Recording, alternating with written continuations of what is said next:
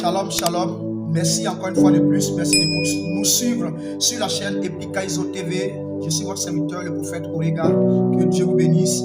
Aujourd'hui, nous allons voir un enseignement. Donc, sans plus tarder, nous allons prier le Seigneur. Père, nous te prions de venir nous enseigner. Nous voulons t'écouter. Nous sommes assis. Dieu, relâche ta parole. Qu'elle nous transforme, qu'elle nous guide. Au nom de Jésus-Christ. Amen. Dieu vous bénisse. Quelle que soit votre position, le Seigneur vous bénisse. Soyez les bienvenus encore sur cette chaîne Epikaizo TV. Aujourd'hui, le thème de notre enseignement, c'est le véritable chrétien. Le véritable chrétien. Nous allons prendre la parole de Dieu. Nous allons faire la lecture de la parole de Dieu. Le livre de Luc, le chapitre 9, verset 23 dit ceci.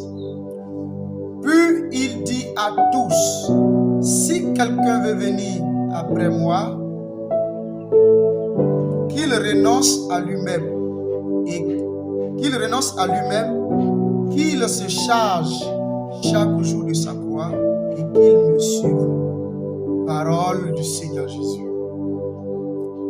Bien-aimés, autrefois, tout comme moi, je pensais ou je croyais que venir à l'église, appartenir à une communauté, serait la fin de tous les problèmes que j'avais, tous les problèmes dans ma vie. Aujourd'hui, je constate le même fait. Je constate que beaucoup de personnes viennent à l'église avec ce même motif, pensant que lorsqu'ils vont venir à l'église, lorsqu'ils vont participer aux différents cultes, tout ce qui est problème qu'ils transportent, ces problèmes seront résolus. Non, ce n'est pas le bon motif. Ce n'est pas le bon motif. Qu'est-ce que la Bible dit? La Bible nous dit dans le livre de Matthieu, le chapitre 6, verset 33. Il dit, premièrement, cherchez le royaume de Dieu. Donc, je n'avais pas compris qu'il fallait d'abord chercher le royaume de Dieu. Il dit, premièrement, cherchez le royaume de Dieu, sa justice, et le reste là, Dieu vous donnera par-dessus tout. Donc, beaucoup viennent à l'église pensant que du fait qu'ils sont à l'église, ils sont devenus des partisans. Partisans. Dans l'église du Seigneur, ils appartiennent à l'église du Seigneur, ils sont devenus des chrétiens. Ils viennent au culte, donc les problèmes vont s'arrêter. Ils n'auront plus de problème de mari, ils n'auront plus de problème d'argent, ils n'auront plus de problème d'enfants, ils n'auront plus tout ce qu'on peut imaginer. Ils n'auront plus de problème. C'est pas juste. Ce n'est pas juste. Donc, étant dans l'église, quand ils constatent, puisqu'ils sont venus avec de mauvais motifs, quand ils constatent que aucun de ces problèmes n'a été résolu, ils prétextent que le pasteur de l'église, il n'est pas puissant. Ils prétextent que le pasteur n'est pas fort. Le pasteur là, il n'a pas l'onction. Alors, ils quittent l'église pour une autre église. Et quand ils vont dans d'autres églises, quand ils font le même constat, alors ils vont partir d'église en église. Mais je vais vous dire, en partant d'église en église, si le Seigneur revient, où est-ce qu'il vous trouvera? Point d'interrogation. J'ai compris par la suite que, en réalité, le problème que ces personnes qui font ces choses ont, en réalité, ces personnes-là, ils n'ont pas la connaissance de notre Seigneur Jésus. Ils ne connaissent pas Dieu. C'est pour cela qu'une personne qui ne connaît pas Dieu sera toujours à la poursuite des choses du monde. Donc, puisqu'ils ne connaissent pas Dieu, ils sont à la poursuite revenons à notre texte. Le texte nous dit dans le livre de Luc, le chapitre 9, verset 23, puis il dit à tous, si quelqu'un veut venir après moi, qu'il renonce à lui-même, qu'il se charge chaque jour de sa croix et qu'il me suive. Dans ce texte, nous allons voir plusieurs points, plusieurs éléments qui vont nous parler de la véritable chrétienté, la véritable chrétienté, le véritable chrétien, qui va nous introduire dans la notion du véritable chrétien. Alors le premier point que nous allons voir, qui est un grand point, parce que de ce point va sortir plusieurs petits points, c'est renoncer à lui-même. Renoncer à lui-même. Donc, on note, pour ceux qui notent, pour ceux qui nous suivent, renoncer à soi. C'est notre premier point. Renoncer à soi veut dire, dans notre contexte ici, s'abandonner à Dieu, s'oublier à Dieu, ne pas avoir une très haute opinion de soi, s'abandonner à Dieu, abandonner totalement à Dieu. Donc, le premier point nous allons voir dans ce grand point qui est renoncer à soi. Le premier point, c'est aimer Christ par-dessus tout.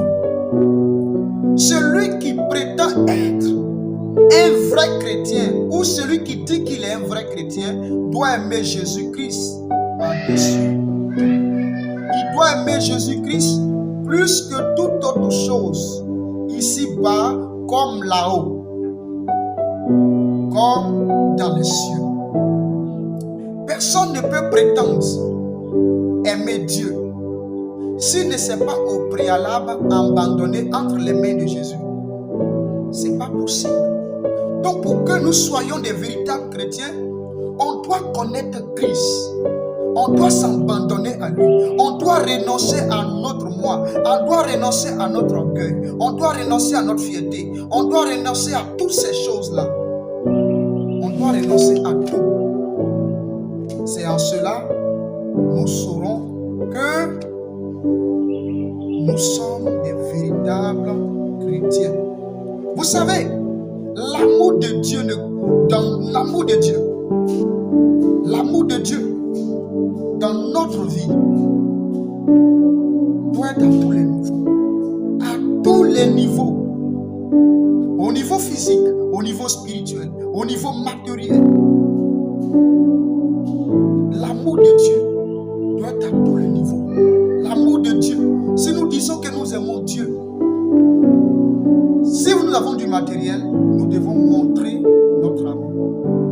Si nous n'avons pas de matériel, si nous n'avons pas les moyens, nous devons montrer notre amour. Nous devons le démontrer. Qu'est-ce que la Bible dit? La Bible dit dans le livre de Matthieu, que je vais lire, permettez-moi de le lire rapidement dans ma Bible, je vais lire rapidement. La Bible dit dans le livre de Matthieu 2, verset 37. Excusez-moi.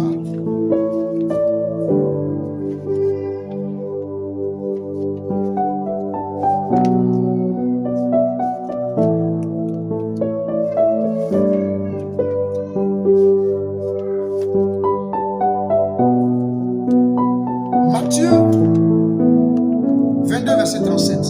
Jésus répondit, tu aimeras le Seigneur,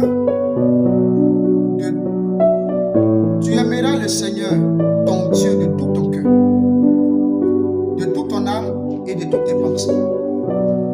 Ça veut dire que si nous disons que nous sommes des véritables chrétiens, nous devons aimer le Seigneur Jésus de tout notre cœur,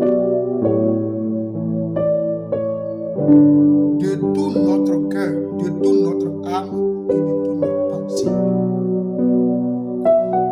Le passage nous dit, ce passage-là nous montre combien de fois nous devons aimer Dieu et nous ne devons pas, en dehors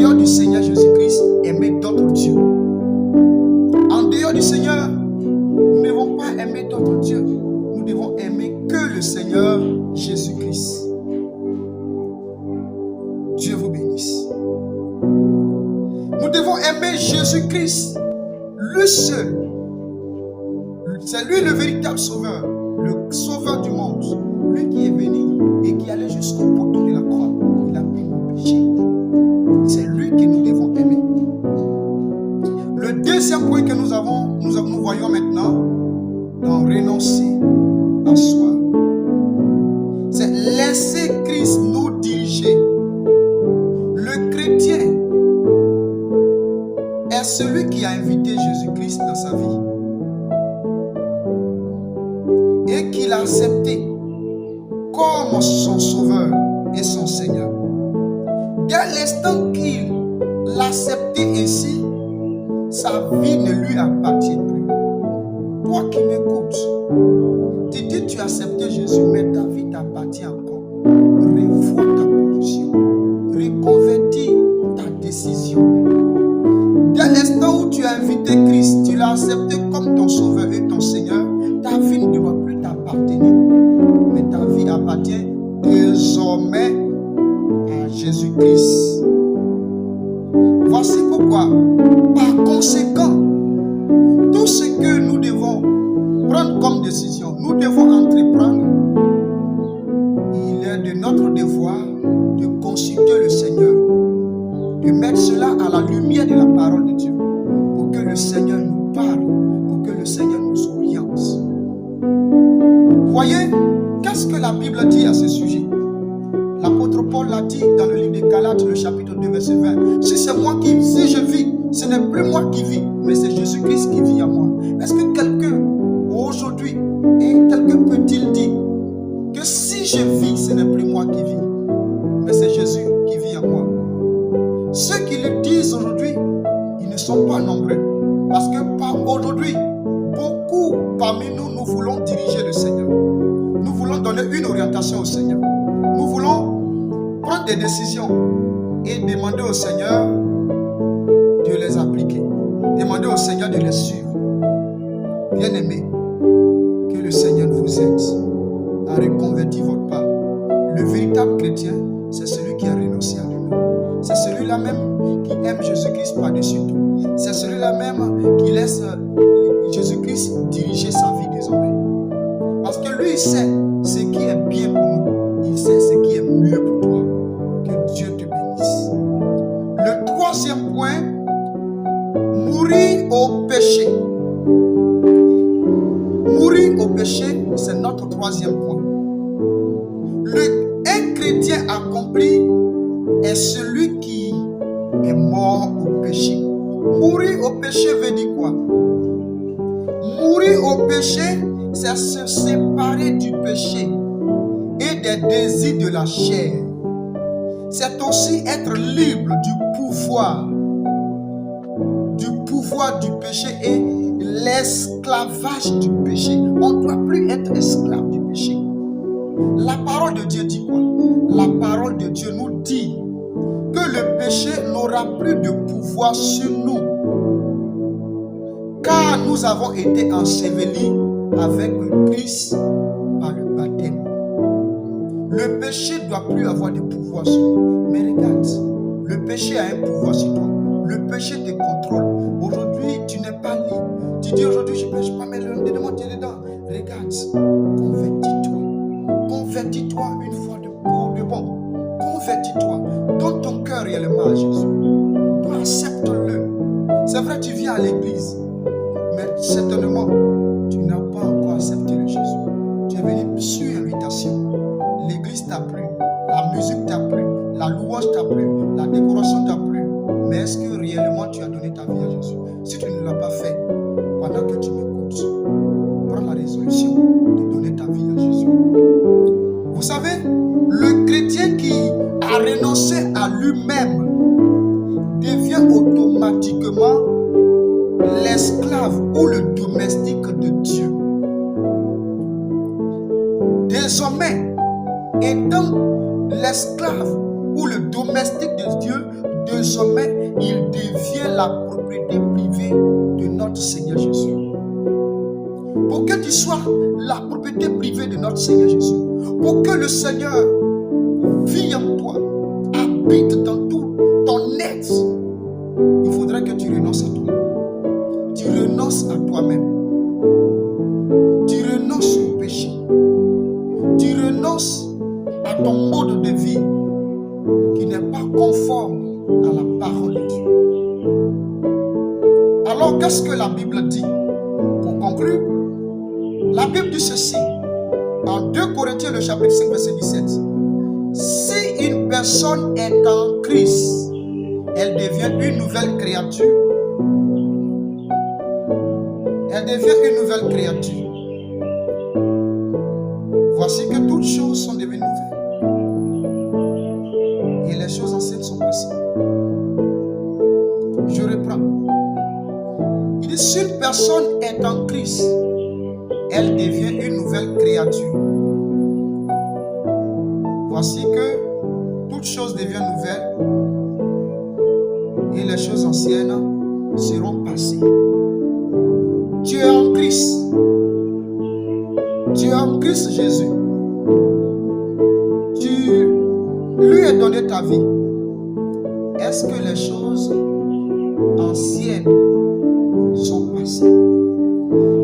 Frères et sœurs, si les choses anciennes dans nos vies ne sont pas encore passées, il nous faut revenir à la véracité de la parole. Il nous faut interroger le Seigneur. Il nous faut demander l'aide de Dieu pour qu'il nous aide à laisser tomber les choses anciennes.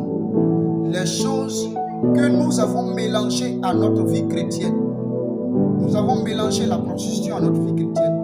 Le mensonge, l'orgueil, la fierté, le vol, la drogue. Il nous faut quitter dans ces choses.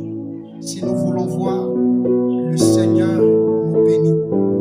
Si nous ne voulons pas qu'un jour le Seigneur nous dise, selon le livre de Matthieu le chapitre 7, à partir du verset 21, il dit en ce jour-là, plusieurs diront, Seigneur, Seigneur, en ton nom j'ai fait ceci, en son nom j'ai fait cela. Il leur dira, arrière de moi, vous vivez d'iniquité, je ne vous ai jamais connu. De peur que le Seigneur nous dise cette parole, je vous exhorte à vous convertir, à abandonner les choses qui ne sont pas à la gloire de Jésus. Que le Seigneur vous bénisse. Nous prions le Seigneur. Seigneur, que ta merci pour cette parole. Je prie qu'elle touche la vie de quelqu'un. Que Dieu vous bénisse. Merci. C'était votre serviteur, le prophète Orega, sur la chaîne Epikaizo TV. Dieu vous bénisse.